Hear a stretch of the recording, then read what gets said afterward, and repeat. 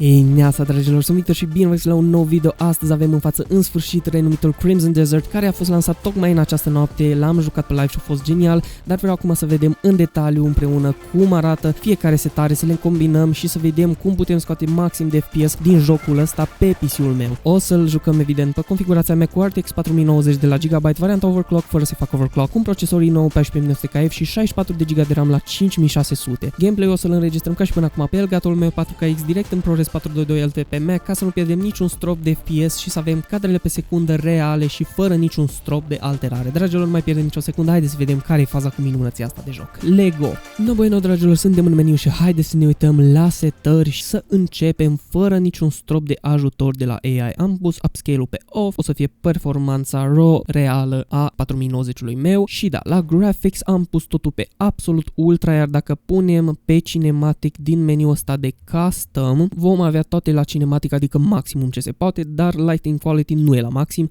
acum e la maxim. Deci da, îl punem la maxim cât se poate și fără niciun ajutor de la AI, dragilor, în zona asta superbă avem, fiți atenți, 70 de cadre pe secundă, 70-80 și fiți atenți cât de detaliat poate să fie jocul ăsta, efectiv, wow! Nu știu, am mai văzut și la alții. Dacă vă uitați atent la îmbrăcămintea mea, o să vedeți că avem un pic de ghosting, nu știu sincer de la ce îi, mai sunt probleme de optimizare și glitch-uri, dar puteți să vedeți lângă casca mea care arată ca un extraterestru, am pus asta că e din misiune, dar în fine arată frumos, o putem și da jos dacă vă deranjează asta, dar da, dacă vă uitați atent, lângă îmbrăcămintea mea e un fel de ghosting care nu știu din ce cauză e, dar în fine, fiți atenți, avem 0 latency, evident că e performanță RAW. Ok, astea fiind zise, eu cred că nu prea am ales bine momentul zilei, fiindcă ar trebui să dorm înainte să încep video, că altfel nu o să se vadă prea fain noaptea. Merem să ne culcăm. Mai e foarte fain că te poți uita și în first person, deși cred că jocul ăsta e cel mai fain de jucat în third person. Fiți numai atenți cât de superb arată pe performanță RAW și fiți atenți, avem în sfârșit și ray tracing-ul, putem să-l testăm. În apă nu prea se vede, fiindcă nu stă pe loc apa, dar arată superb oricum și apa, dar fiți atenți pe podul ăsta, zici că e gheață acolo, nu prea sunt reflexii realistice așa, efectiv parcă e de sticlă, dar nu, ne trebuie reflexii, așa că am primit reflexii. În fine, ieșim din first person și fiți numai atenți cât de frumos e și pur și simplu pe performanță RAW, efectiv m-aș putea juca așa, pe PlayStation așa joci și îi foarte plăcut și bine, dar îi un pic din setările jocului, nu prea ai ce să debifezi. Mi se pare că e un pic cam exagerat, cum îi zice, sharpening-ul. Apropo, am dezactivat motion blur-ul cât se poate, dar tot cred că rămâne, mai văzut și la alții în alte videouri, tot rămâne un pic de blur, dar nu ne cramponăm de aia. Fiți numai atenți cât de frumos arată, efectiv, wow! O să-mi pun pe harta, asta e harta, fiți atenți ce hartă colosală, nu pot să cred. În fine, o să pun pe hartă să mă duc înapoi acasă, unde mi căsuța mea, ca să pot să dorm. Am pus markerul acolo, fiți numai atenți cât de superb arată și în sola la harță cu mine, fiți numai atenți cât... Ai de capul meu, ce superb arată. În fine, o să-mi chem căluțul, care s-a teleportat în spatele meu, uită-l pe, nu știu cum să-l numesc, dar în fine, mergem hopanul în direcția asta, mergem să ne culcăm în performanța RAW, efectiv superbă, și după aia o să încercăm și alte moduri și combinații, dar momentan eu zic că merită un pic să ne uităm cum merge jocul ăsta fără niciun strop de AI. Toate floricelele astea și sunt absolut superbe. Am mai văzut pe 5090 că draw distance-ul e efectiv execrabil. Mie nu prea mi-a sărit... Ba da, acum dacă mă uitați, văzut și voi linia asta când m-am dus spre castel. E o linie pe jos care încarcă texturile și iarba și toate cele. Bine, ai putea să zici că e 4090, nu 5090, dar și pe 5090 e efectiv la fel. Fiți atenți acolo, se vede o liniuță. O să măresc un pic la edit, efectiv asta acum nu știu ce, dar pe alte videouri am văzut la alții, efectiv apăreau oamenii pe distanța de draw distance. În fine, fiți atenți la golden hour, dragilor, la baza noastră avem 60-70 de cadre pe secundă, absolut Tenerife de frumos. În fine, dar nu, eu zic că cel mai frumos o să fie dimineața și când ne trezim și o să arate bine, așa că merem la culcare. Te rog, spune-mi că dimineața eu aici cu glitch-ul ăsta la petecul ăla. Ok, dragilor, s-a făcut dimineața și putem să mergem să ne continuăm videoul. Și eu zic că în oraș ar trebui să avem cea mai mare problemă, dacă ar fi problemă cu FPS-urile. Fiți atenți la balta aia, doamne, ce reflexii frumoase. Dragilor, și acum suntem în orășel și avem 65 de cadre pe secundă. Ce am mai văzut la cineva unde au arătat glitch-urile cu oată l-au leșinat în fața mea, bro. Deci fiți atenți, da, și eu am, efectiv nu pot să înțeleg, fiți atenți când te uiți la chestia asta, efectiv te miști, vedeți acolo că să văd lângă ceva glitch-uri la... Deci numai când te miști, e ca și cum ar fi încă o transparență pe lângă fiarele alea. În fine, și nu-i de la foc, că și dacă oprești focul, o mai făcut și alții. Tătăs acolo alea. În fine, ciudățenii, dar nu prea avem ce să comentăm, fiindcă arată absolut superb și nu trebuie să ne cramponăm de chestiile mici. Mie, dacă ar rezolva problemele cu draw distance, deci să nu apară oameni și elemente grafice și chestii pe draw distance-ul ăla mic, eu zic că s-o rezolva mare parte din probleme, dar fiți numai atenți cât de frumos arată. Efectiv, wow. Și în first person, oare putem intra în first person cu calul? Nu putem. Fiți numai atenți cât de superb arată și avem 70 de cadre pe secundă. Ok, dragilor, astea le-am văzut, asta e performanța RAW. Eu zic, merită să activăm cele mai bune setări pentru maxim de cadre pe secundă și maxim de claritate și vizual. Să activăm AI-ul să ne bage pe gât cadre în plus și faine și bune. Deci DLSS 4 pe quality, cu frame generation pe 2x, fiindcă am numai 4090 și aici avem o fază ciudată cu Ray Reconstruction, care dacă l-activăm ne scade cam efectiv 50, 60, 70 de cadre pe secundă, nu știu care e faza, e broken, e glitch-uri, nu știu. Dar da, eu o să-l joc cu el activat, fiindcă vreau să se vadă maxim de frumos, chiar dacă cadrele pe secundă o să sufere foarte tare. Deci da, acum am activat absolut tot ce se poate de la AI, toate la maxim, AI-ul la maxim și avem 120 de cadre pe secundă și credeți-mă, se vede absolut superb și parcă nu sunt atâtea artefacte la arcul cu săgeți din spatele meu ca și când eram pe performanță RAW. Nu înțeleg, dar da, cum se vede de frumos și îi destul de sharp, parcă s-a mai atenuat un pic din oversharpening-ul ăla care era pe performanța RAW, dar da, avem iarăși problema cu draw distance, deci uitați-vă la casa aia din depărtare și când mă duc spre ea, da, deci numai mai aproape de ea o să se încarce oare umbrele. Da, deci la 5090 era mai mare draw distance-ul, la mie și mai micuț, ce să facem, deși nu prea l-am văzut, dar da, umbrele sunt un pic cam jittery, nu știu de ce. Da, rezoluția la umbre scade dacă te depărtezi, în fine, dar nu aia e ideea e că nimeni nu-i atent la toate chițibușurile alea, numai cei care au probleme cu pixelii din creier, în fine, dar da, fiți atenți, asta îi performanța la maxim cu ajutor de AI și cu toate setările la absolut ultra și eu așa o să joc jocul ăsta, sincer să vă spun, fiți atenți cât de superb se vede, efectiv, wow, avem aici asta să mă un pic să merem să vedem și ray tracing-ul din băltuța asta, ne punem, vai, fiți atenți ce frumos, wow.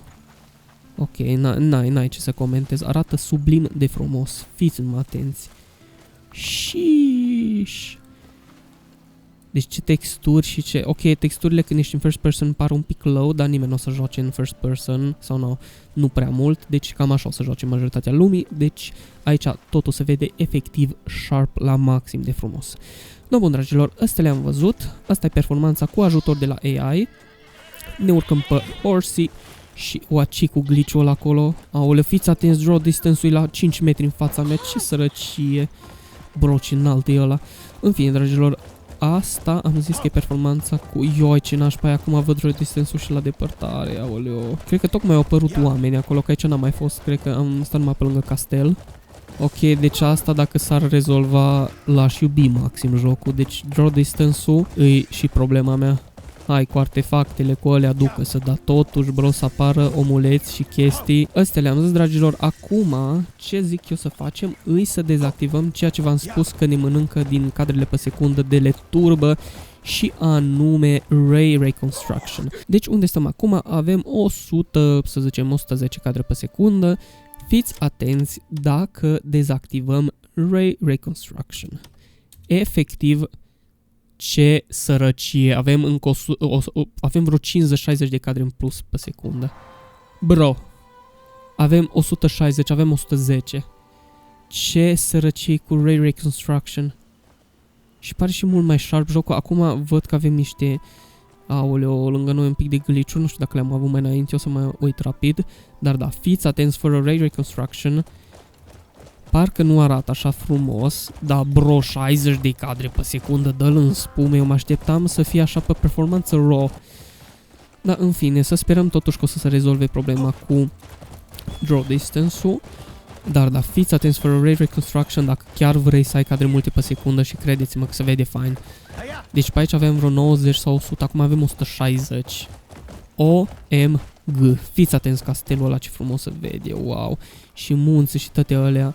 Aș vrea să mă pot teleporta, nu știu dacă mă pot, unde am fost mai înainte la castelul ăla, nu te poți teleporta așa, dar da, cam așa e fără Ray Reconstruction și o să mă plimb tot pe lângă orășelul ăsta, fiindcă aici începe povestea și aici e plin și de oameni, îs și umbre multe, să văd și munții din depărtare, să văd și case și toate cele, îs și umbre faine, deci da. Jocul arată efectiv sublim de frumos, poate nu chiar ca Red Dead Redemption, care probabil a fost cizelat mult mai mult, dar fiți atenți, eu trebuie să mă dau jos. Ce face Victor în jocuri? Să dă jos și să uită în belți, efectiv, sau nu neapărat în belți, și în first person cu izvorul ăsta, fiți numai atenți, wow. De ce am să vedem mare lucru, dar aici în balta asta, fiți numai atenți, ar trebui să vadă cei care umblă în depărtare sau copacul ăla. Ok, doar că în reflexie copacul nu se mișcă. Din câte știu, da, și avem o grămadă de motion blur, fiți atenți la mișcare.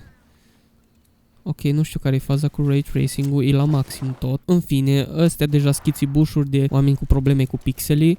Ideea e că avem ray tracing, se vede absolut superb. No, bun. Și acum zic să începem de la început și anume să începem prin DLAA. Am văzut cum avem performanța RAW și acum o să încercăm DLAA fără niciun ajutor de la AI și cu Ray Reconstruction Off, rezoluție full. Și acum avem 65 de cadre pe secundă, poate cam cu vreo 5-10 mai puțin decât fără DLAA. Pe performanța RAW cât am avut, dar da, și așa arată foarte, foarte sharp. Dar nu, oricum, dacă vreți să jucați cu anti-aliasing, cam așa veți juca. Și cadrele pe secundă nu sunt chiar oribile, deci s-o consumat de la performanța reală RAW, cam vreo 10-5-10 cadre pe secundă. Și da, totul arată tot sublim și frumos. Wow! Efectiv, wow! Nici animăluțele, what? Ăla ce mănâncă? Bro, mănânci o piatră. Ok, o să te las. Și mai avem încă o fază foarte faină. Putem să ne selectăm direct din joc DLSS 4 sau 4.5 sau 4.5 presetul L. O să le încercăm pe toate, dar da, ăsta e un bonus care e mult mai ușor decât să tot restartezi jocul și să intri în setări la Nvidia App. Ok, no, bun, ne mai uităm un pic cu DLAA, o să vedem care e faza și câte cadre pe secundă avem și chiar și pe podul ăsta. Cred că până în zona asta o să facem toate testele astăzi și la final o să mai jucăm un pic 5 minute și în alte zone cu setările mele preferate, adică cu maxim de ajutor de la AI. Hai să vedem și aici cum îi. Mamă, ce frumos se vede. Ok, deci dacă nu te legi sau nu-ți bați capul să fii atent la draw distance, chiar poate fi foarte fain de jucat jocul ăsta.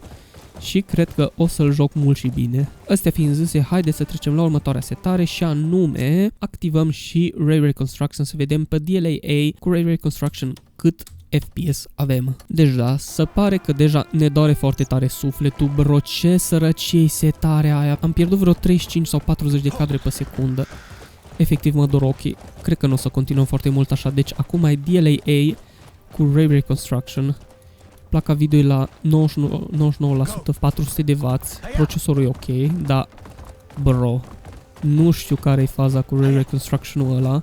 Nu o să-l putem folosi pe DLSS 4.5 evident, fiindcă nu sunt compatibile astea două între ele, dar hai totuși, efectiv nu-i film de cinema, totuși în jocuri trebuie să ai măcar 60 de cadre pe secundă, deși pe PlayStation-ul probabil unii o să joace și la 30 de cadre pe secundă, îi efectiv nu-i jucabil, bro, ăsta are ce sărăcie cu ăla. Cred că am văzut destule, haideți să trecem mai departe și anume să trecem în sfârșit pe DLSS pe Quality, evident tot cu Ray Reconstruction, fiindcă așa o să-l joc eu și poate am putea să activăm și să dezactivăm asta constant ca să vedem diferența, dar da, pe Quality dacă îl punem avem din nou 60 de cadre pe secundă, deci îi jucabil, altă viață. Nu joacă nimeni cu DLAA și sincer e mult mai cizelat un pic, oversharpening-ul ăla de la DLAA, nu știu care e faza, oricum e foarte, foarte sharp jocul, nu știu, nu este niciun slider ca să dezactivez chestia aia, dar e mult mai plăcut acum. Wow! Deci da, avem 60 de cadre pe secundă stabile și latența a scăzut din nou la 35-40 de milisecunde, e foarte jucabil și plăcut așa. Haideți să vedem și fără Ray Reconstruction, cum v-am tot zis că o să facem. L-am pus pe off, deci DLSS Quality, fără Ray Reconstruction, avem, dragilor, am câștigat 23-25 de cadre pe secundă. What? Dar e blocat la 83. No, să-mi ziceți dacă nu-i glitchuit jocul ăsta. No, în fine, nu știu care e faza cu Ray Reconstruction, dar pur și simplu s-o străcat de cap jocul. Deci, măcar acum o să vedem și glitch-urile și la ce să vă așteptați.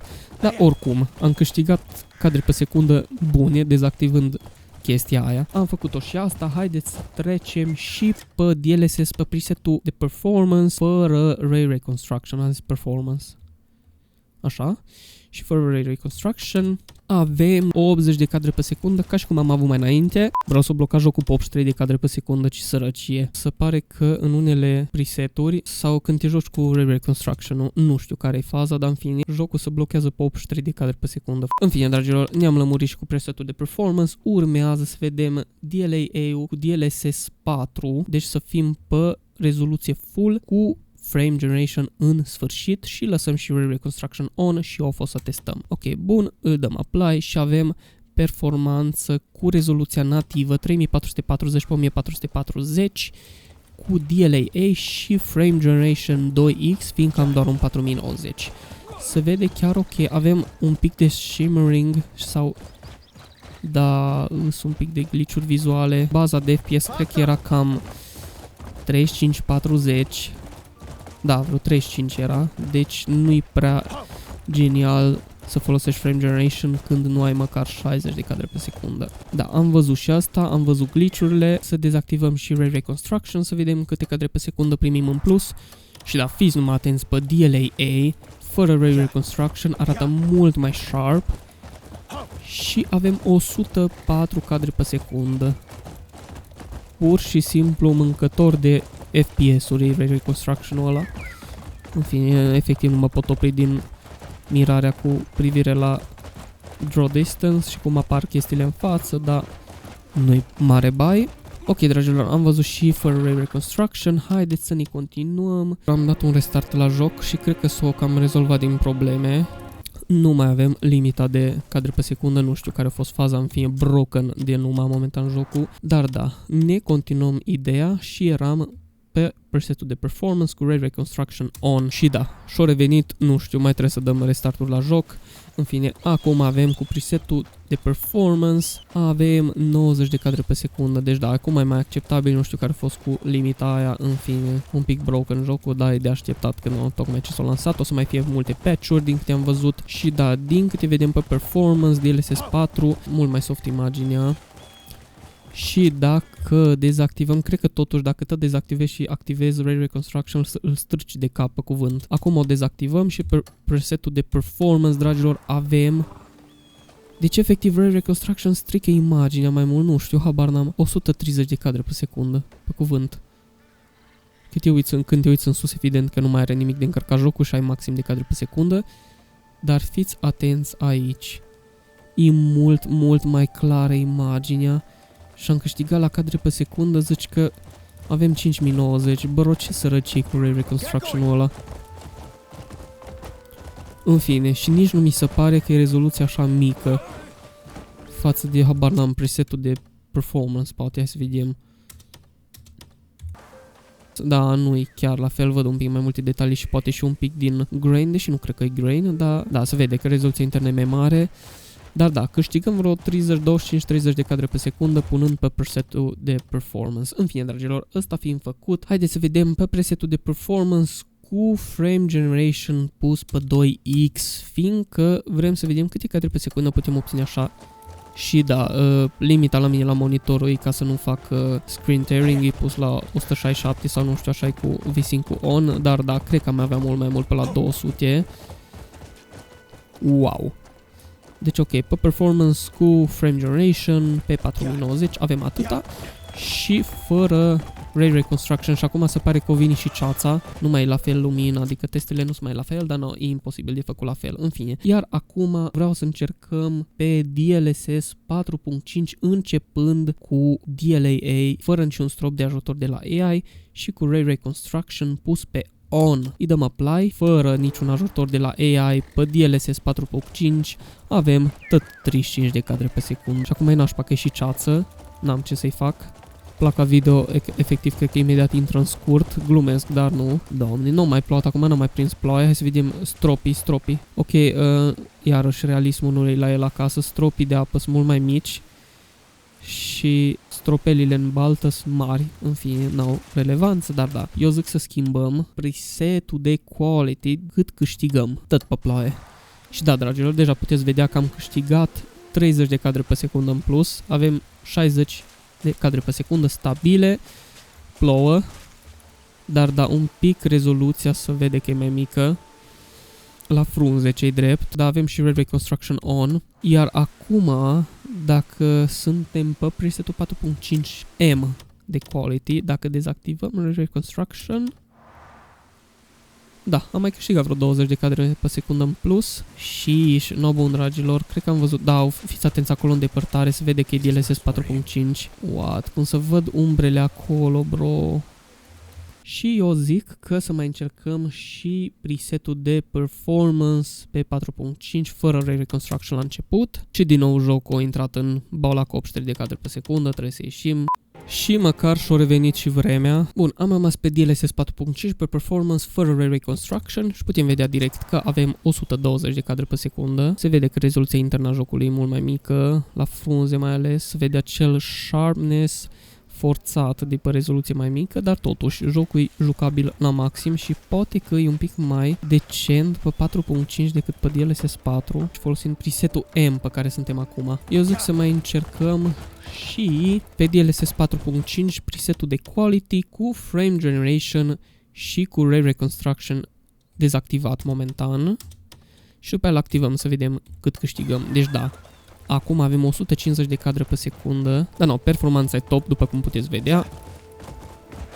Totuși o să aștept să îmi vină misiuni sau să pot ajunge și acolo pe munții aia cu zăpadă, cred că o să fie absolut genial. Da, bun, asta îi cu Ray Reconstruction off și hai să-l activăm să vedem ce se întâmplă. Ok, în prima fază am pierdut FPS-uri și da, totul îi mult mai soft, da, am pierdut din sharpness, pe lângă că rezoluția internă îi mică cu DLSS 4.5, totul e un pic cam blurry, sincer. Dar nu, cadrele pe secundă cred că sunt mai multe decât la performance pe DLSS 4. Yep, așa ar trebui să fie. Pisica aia pe unde-i? O dispărut și pisica de la DLSS 4.5, super. Dragilor, le-am rezolvat toate și am zis că vreau să vă arăt și cum îl joc eu jocul de obicei, cu setările maxim de FPS și calitate, adică pe DLSS 4, pe Quality Frame Generation și cu Ray Reconstruction on. Și în stilul ăsta, da, un pic la frunze se vede un pic că e mult mai sharp, da. Bine, oricum pe YouTube o să se belească cu compresia, dar da, dragilor, acum vreau să jucăm un pic, numai 5 minute, să vă mai arăt și alte zone, că jocul e destul de ok optimizat, mai sunt glitch-urile alea cu cadrele pe secundă 83, nu știu care e faza, dar în modul ăsta, latența 50-48, un pic cam mare, sincer, îi jucabil și fain. Plus că dacă vrem un boost de performanță, știm bine ce să facem. Dezactivăm Ray Reconstruction, care cred că o să ne dea încă vreo 50 de cadre pe secundă. Efectiv am baulă să te dezactivez și activez chestii, dar fiți atenți, ce v-am zis. Suntem la 167 de cadre pe secundă. Se vede totul mult mai sharp. Fiecare frunzuliță o poți vedea, nu știu care e faza cu Ray Reconstruction-ul ăla. Poate că ai putea juca chiar și așa, numai eu vreau să le joc toate setările la ultra. Deși nu mi se pare că, da, un pic atmosfera era mai cizelată cu Ray Reconstruction. Vedea totuși o îmbunătățire, dar sincer, de la 100, fiți atenți, 160 de cadre pe secundă. Da, se vede un pic mai realist în depărtare și la apropiere. În fine, dragilor, nu mai pierdem vremea. Așa o să-l joc eu jocul la 100 de cadre pe secundă, măcar să fie totul la maxim, psihologic vorbind, chiar dacă fără Ray Reconstruction merge mai frumos. Aia e, fiți atenți ce fain sunt florile alea, what? Da, voiam să mergem unde am început videoul, la turnul ăsta, fiindcă se vede foarte fain din depărtare absolut totul acolo. Așteptăm cu sufletul la gură restul de update-uri și patch-uri, fiindcă momentan e cam greu de înghițit jocul.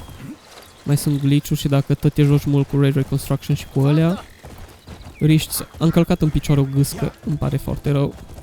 Eu doar vreau să mă duc aici. Ok. Deci da, cu Ray Reconstruction-ul ăla, glitch-ul de 80 de cadre pe secundă, nu știu care e faza, dar nu e acceptabil. Glumesc. Îi ok, decent. Dragilor, am venit la locul de unde am început. Fiți numai atenți cât de frumos. Wow. What, de ce e roșu? Ăia se iau după mine. Terminați odată, am călcat în picioare o gâscă și să ia tot satul de mine. În fine, dragilor, fiți numai atenți aici unde am început video. Cât de genial poate să arate, efectiv, wow. M-aș duce și în munți acolo, numai nu știu dacă pot să merg acolo, what? Cred că se poate merge și acolo, bine, acum nu o să mă duc, căci că durează 4 ore să merg de la un capăt la altul al hărții, dar o să facem și un video din ăla, probabil, setările pe care le folosim. Dă-te, bro! Nu cred că așa să călărești și să mere pe aici, dar... Hai, căluțule, hai! Vai de mine și de mine! Ai de capul meu ce m-a speriat. Fiți atenți, dragilor, ce frumos se vede acolo, what? Și tocmai s-o și încărcat munții acolo, cred că. Și mă enervează și faza cu sprintul la cal. Efectiv îmi străct asta de shift cât mă tot chinui să sprintez. Haideți, dragilor, să ne urcăm cu picioarele un pic. Să sperăm că nu o să tragă nimeni după mine. Fiți atenți cât de frumos, deși cred că sunt și zone mai faine. Fiți numai atenți ce frumos, omg. Wow. Acolo aș vrea să ajung, dar chiar nu în video de astăzi. Dragilor, cred că cam asta a fost pe astăzi. De pe căluțul meu vă zic, mult frumos pentru vizionare. Sper că v-a plăcut video de astăzi și aveți niște informații cât de cât să vă dați seama cum rulează jocul pe un RTX 4090 cu i9 14900K și 64 de GB de RAM. Deci, da, cam asta a fost. O să ne vedem la multe live-uri cu Crimson Desert. Mult frumos, dragilor, pentru vizionare. Nu uitați să vă abonați la canal și să loviți cu arcul butonul de like și clopoțelul de notificări ca să fac foarte tare dinghi-bumi când o să mai așa alte videouri din seria asta faină cu Crimson Desert. Spor la joacă și ne vedem la unul dintre multele live-uri cu Crimson Desert. Mulțumesc frumos pentru vizionare, take care și bye bye!